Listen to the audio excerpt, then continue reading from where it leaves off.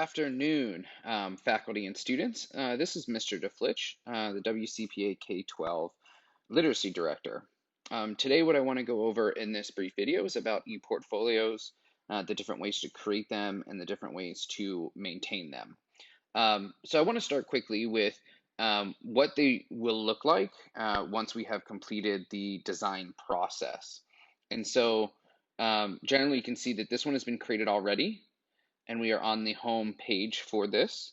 And if you scroll down, you can see general information about me or this student, which is what our homepage will hold.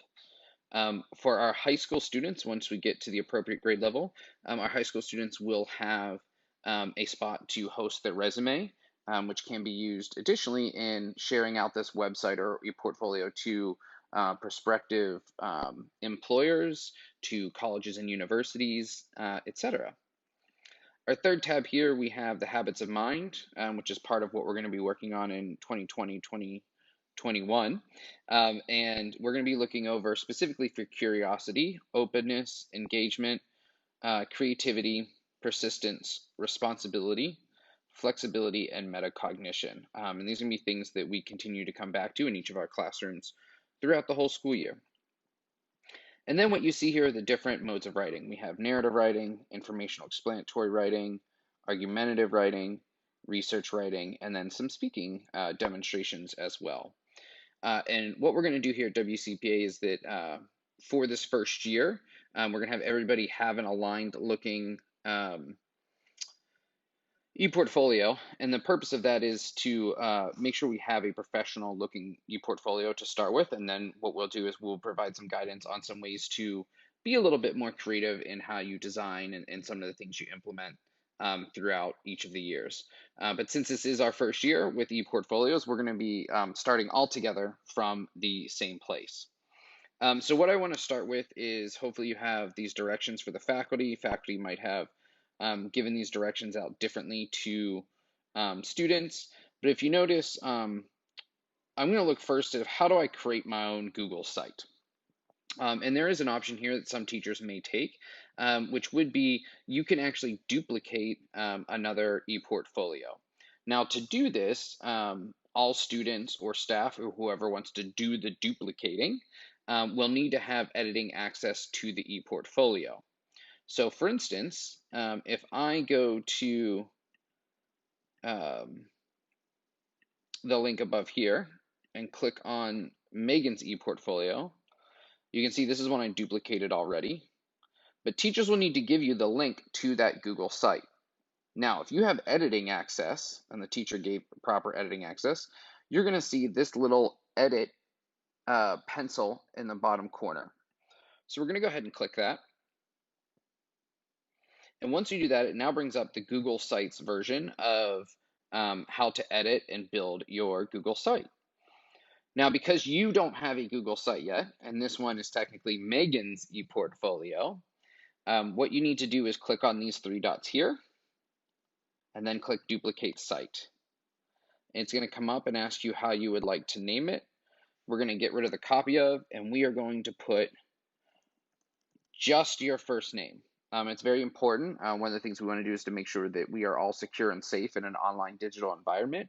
And so when we're going to do this, we're not going to be posting last names on any of the documents.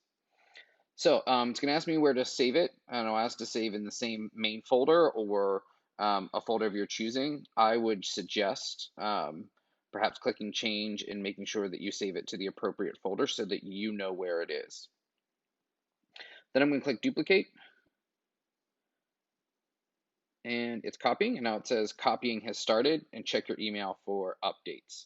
I don't have my email open right now, but if I did, I would be able to go to Google Drive, and then I would be able to see the new site named Brenda's ePortfolio 2020, which is the naming convention, has now been created in my Google Drive. So let's say that that is not the path you want to take. So let's do the little start from scratch one here. What I'm going to do is I'm actually going to click out of all of these, and I'm going to pretend that I just got these directions And what am I going to do first? So it says create a new Google Sites website as your ePortfolio. Now to do that, I need to get to Google Sites. So I'm going to change and make sure that I am in my WCPA Google account. It's very vital that you do. You're going to have some issues going on later on with the posting and sharing if you do it in your personal Gmail instead. So make sure you have it with your WCPA. Then what we're going to do is click on the little waffle board here, which looks like an iron board or peg, some say the dotted square, but this waffle board here, and find Google Sites. Now, if you don't see Google Sites up here, if you keep scrolling, you can scroll all the way to the bottom and see more from G Suite, and then I'll show you all of your available applications in Google. So I'm going to click on Google Sites, which is going to take me here, and it's going to say, oh, do you want to create it? This is a very important step because the old Google Sites, which is what we're looking at right now, is not as effective and easy as the new Google Sites. So what I want you to do is right here, do you see where it says new Google Sites? We're going to go ahead and click that version. So now it'll show you all of the different websites that you have created if you have more than one. And it'll give you options up here of how to start a site. And so what I want to do right here is just clicking on the blank is going to get me the start of a new website that is being created. So bam, we are now right here. And what I want to do now is I'm going to come back over to my directions. So now it says click on the site title on the upper left-hand corner. Title it first name, ePortfolio year created. And so I see my examples. So I'm going to come over here and I'm going to go to the title. And I'm going to make up another name. I'm going to do Acacia's ePortfolio. Now, can I stop there and name it that? No, I cannot. Because again, the naming title is very clear that these are how they are going to be named. So I'm going to do Acacia's ePortfolio 2020, the year it was created. I'm going to click enter, and it's going to tell me that the document has successfully been renamed. Now I want to do is it says click on the themes in the right hand side toolbar and scroll down to select vision. So let's see, here's our main toolbar. Insert pages themes. I'm going to click themes and I'm going to go down to vision. All right, so we got that. It's looking just like the original. And next says click on the title in the middle and the top of the page and retitle that page All About Me, or where it says your page title in the middle of the page. And I'm going to title it exactly what it says, which is All About Me. So I'm going to put All About Me. If I hit enter, notice it doesn't go anywhere, it keeps putting space. So I can't click enter. What you need to do is you need to click off, and then now your title is there for that. Now it says click pages on the right hand side toolbar. Click the plus button to get a new page, and then type resume. So let's go ahead and find pages. Let's go ahead and click new page. And let's see, what was it supposed to be titled? That's right, resume. That's exactly what it says. So we're going to put it exactly as it is. And now what you're going to see is home and resume. We're going to leave home, even though it's kind of our about me page. But home just lets know that that's kind of the central landing spot for everybody. So now you can see that I need to create all these pages. So what I need to do is to just go in order, and I'm going to create each of these. So next says habits of mind. So I'm going to click plus, habits of mind, done. And you can see them starting to pick up here at the top on your menu page automatically. Next we have narrative writing. So plus narrative writing, done. And then I'm going to come back over here. What's the next one? Informational writing, plus informational writing, done. Come back over here, argumentative writing, plus argumentative writing. And you can fix these. So if you find there's a mistake or something later on, you still have the option to go back in and fix the title. And research writing. So let's come back over here. Let's do research writing. And then finally, let's do speaking demonstrations.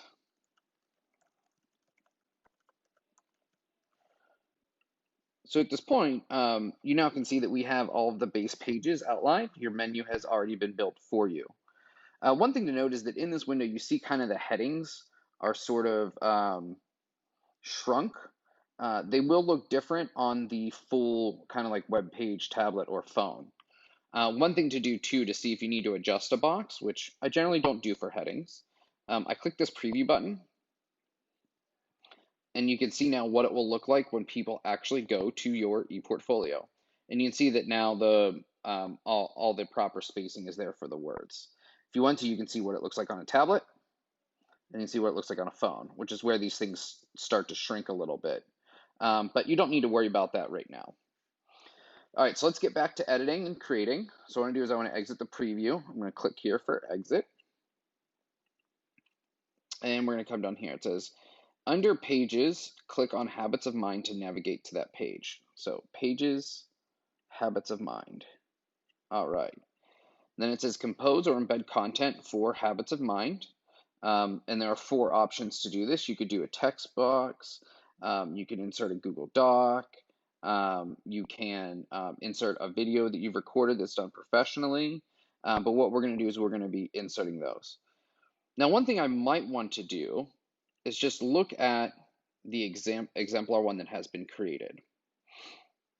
So I can see what it looks like if I were to do this already in the prescribed document and then upload it as it's seen here.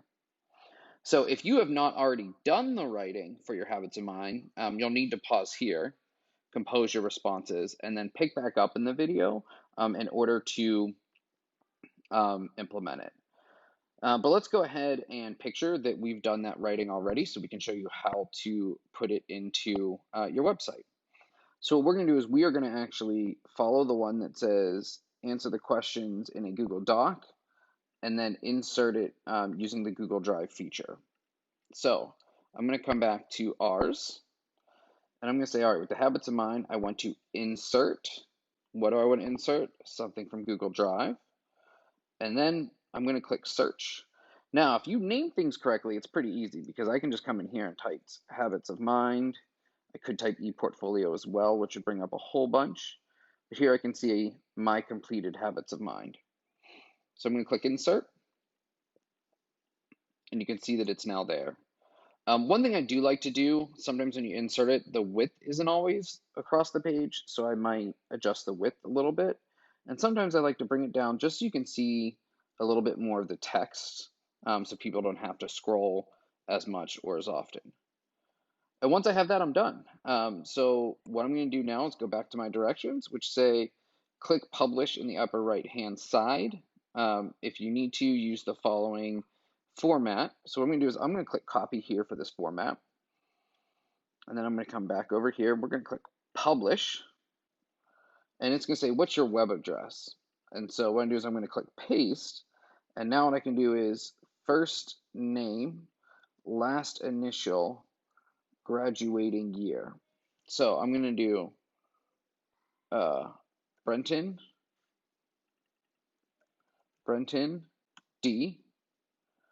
And then, oh, I forgot what it was. What is it again? Oh, it's first name, last initial, graduating year. So I'm going to do Brenton D 2020. Now that means I'm a senior. So again, you might have a different one here. You might be 2025, depending on what your graduating year would be. Now let's say you do that and you get a red symbol that says that this cannot be your web address, in which case come back over here and try Brenton D1, and then Brenton D2, and then Brenton D3 until I find one that works. So I'm going to go ahead and click Publish.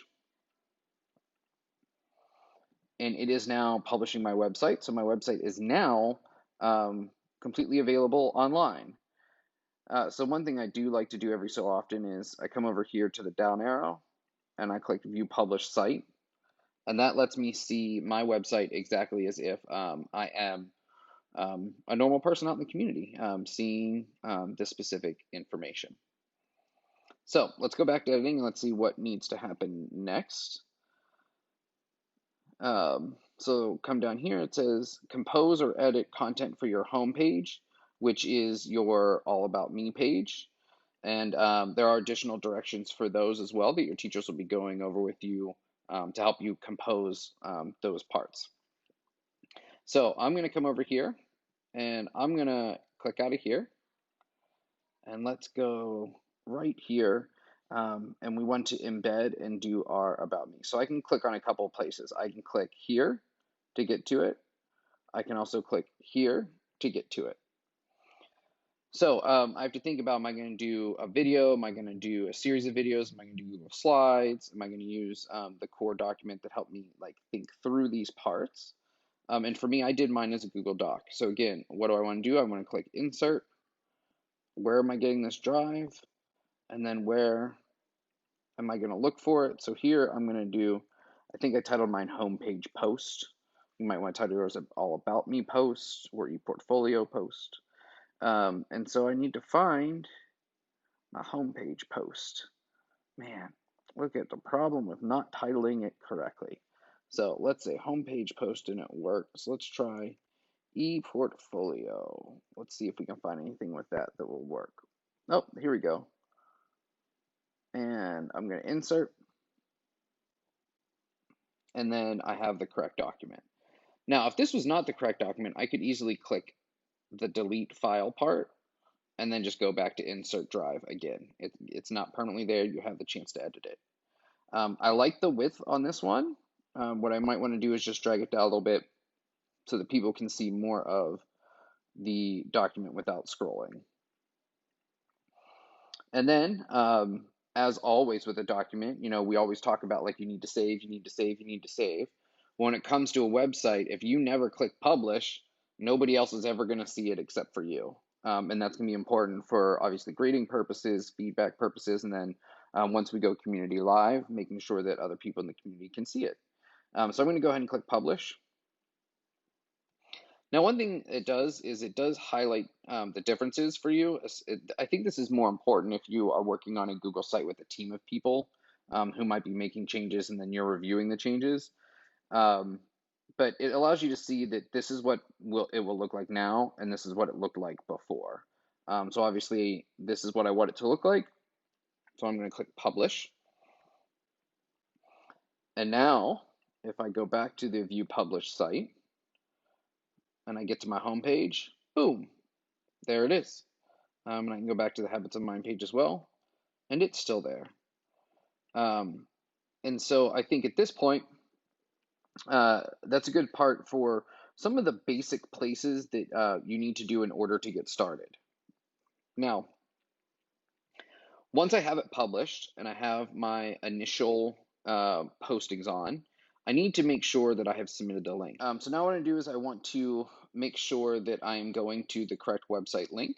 And so I'm going to use this link here to get a form, and this form is going to allow your teacher and other staff members to be able to access your website portfolio across all of your teachers so that potentially other subjects can use this as well. So I'm going to go ahead and fill this out. And I got my last name, I got my first name, my current grade level, so we're going to put 7. My English teacher's name is Miss Diaz. What year will I graduate? Oh, buddy. So let's say next year will be 2021. So senior, junior, sophomore, freshman. After freshman, we got 8th grade, 7th grade, and 6th grade. So I'm going to be 2026. And then I'm going to figure out what my link is. One thing that's important is, do you see this page where you're editing it? This link is not the same as the other one. So I want to go back to where it is where I can see my actual page itself. If you don't remember how to do that, click the arrow by publish, view publish site. So I'm going to take this link, I'm going to click copy, and then I'm going to click paste. And then one thing we've done here is that if you'd like to keep a copy of it so you know you submitted it and you have receipt of submission, I can do that. And then I'm going to go ahead and click submit. Now I know that everybody has the proper access and I have submitted what I needed to for this step. So let's exit out of that and let's go back and let's talk about the next section. So here we have, we need to look at how do we add work examples to the ePortfolio. and then some other parts and steps that we need to do for reflection, and then what do we need to do for goal setting. All the goal setting pieces will happen between you and your teacher. You will have one at the beginning of the school year, and so you can see the document used for it. You'll be filling this out to create your goals, um, and your teacher will provide you some feedback on those goals, as well as kind of help you give some next steps to work towards those goals. And then uh, all of this information will stay between you and your teacher for this year, so we'll not be publishing that. Now, one thing that will come up is that after you finish your first piece, which this year should be a narrative, unless you upload one of your smaller documents from your teacher, um, what we're going to do is that one document, each of the quarters is called a district-wide product, and those will be uploaded each quarter with a reflection to your ePortfolio. So what I'm going to do is let's fast forward and picture that we are at the end of the first quarter, which maybe you are watching or rewatching this video at that time. And let's look at how would I do that? How would I add to my portfolio? So again, I'm going to go back here, and I want to make sure that I'm in the right place. So I'm going to click on Pages, Narrative Writing, and I haven't uploaded any. So I'm going to go back to the directions, and the directions say click on the plus to add a new page, follow the directions for naming, which there is a specific name, and we want to do it in the grade, the type, the year, and the title. So I can copy that, I can put it over here, and I'm going to click plus, and I'm going to click paste. So I need the grade. So let's say I am in 7th grade. Type is narrative. Year is 2020. And my title of it is going to be my short story, which hopefully yours has a much better name than what this is. And I'm going to delete the rest out. And so now it's just this part here. All right, and then I'm going to click done. And now we can see there's a new page. One thing I need you to look over here is that these use a table or a hierarchy to show where your pages fall and where they are related. And so what we're going to do is we want to keep only the major titles in this list. Any other pages we add need to be under or in a different section. So this narrative writing shouldn't be its own narrative writing. So you can see it's in the main menu here. It needs to be under narrative writing. So what we're going to do is we're going to take this and we're going to drag it up to narrative writing. Now, do you see how it's underneath narrative writing? And also look how our menu changed. Narrative writing now has a drop-down with that 7th grade short story page that I uploaded.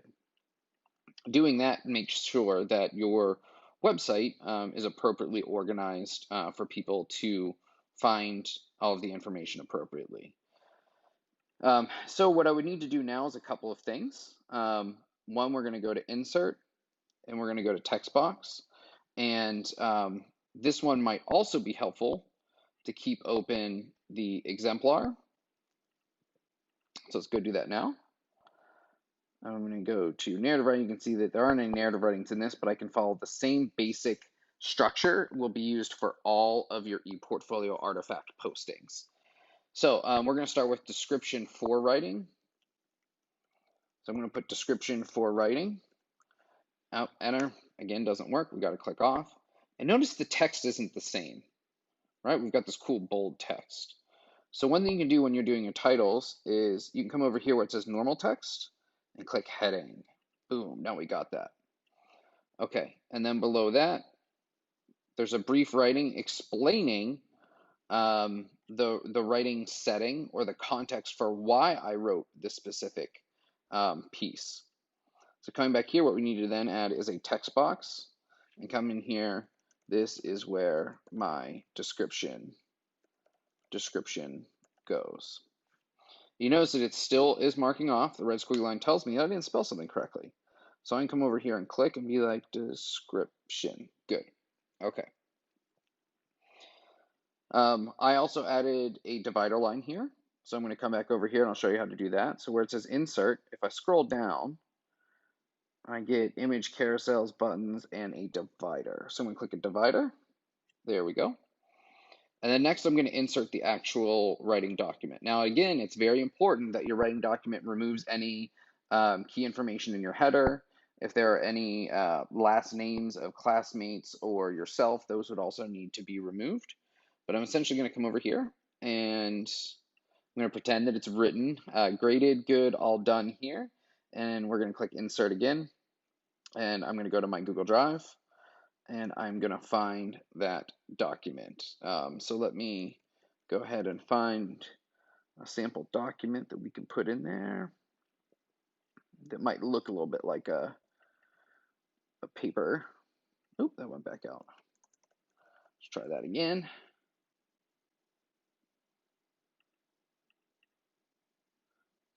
Okay. All right, so we're just going to find a simple story. Boom. All right, something with some text on. I'm going to click insert. Let's pretend I wrote whatever this amazing piece of text is in a book. And I'm going to drag this out so it fills the screen a little bit better.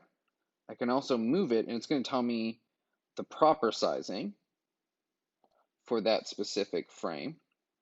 And then I'm going to make it bigger. And again, this will be your writing. And then coming down here, boom. All right. So now we have the description for writing. We have the title. We've got our actual description. We've got our written information. And then just to make sure I section this off, I'm going to throw in another divider under this. Let's go back to the exemplar. If I scroll down, I now see reflection for writing. So I'm going to come back up here and I'm going to put boom. I'm going to do reflection for writing. And now remember, again, it doesn't look like the one up here. So I'm going to make it a title. Ooh, that's way too big. Not a title, a heading. And I can double check. Does this look like this? Yes. And then do they look like these? Yes, they do. So I'm going to be good to go grading wise whenever all of this is graded. So one of the things you'll be working on after your district-wide products each quarter is you're going to be working on your reflection, essentially some key questions on how things went, what things you might do differently, what your struggle points were, etc. So you'll fill out a document like this for your reflection, and it's going to go at the bottom of this assignment. So then I'm going to come back here and say, okay, where's my reflection? So I'm going to search for reflection. And then, all right, I found my completed reflection. I'm going to click insert. And then we'll drag it down just a little bit to make sure that it's good to go. And boom, I have the whole thing visible. All right, awesome. And at this point, I kind of have all of the basic guidelines here are covered. We will get more into how do we adjust layouts and adding table of contents to the main pages and inserting other elements. So we'll be going over those in the future, but this is enough to get you guys started for the school year and make sure that everybody's headed into the right direction with an aligned ePortfolio that we'll be building and curating all of our key writings in, as well as some other projects and tasks. So I hope this video or sets of video help you out in getting started. If you have any other questions, as always, reach out to your staff or as well to the literacy team. All right, thank you guys.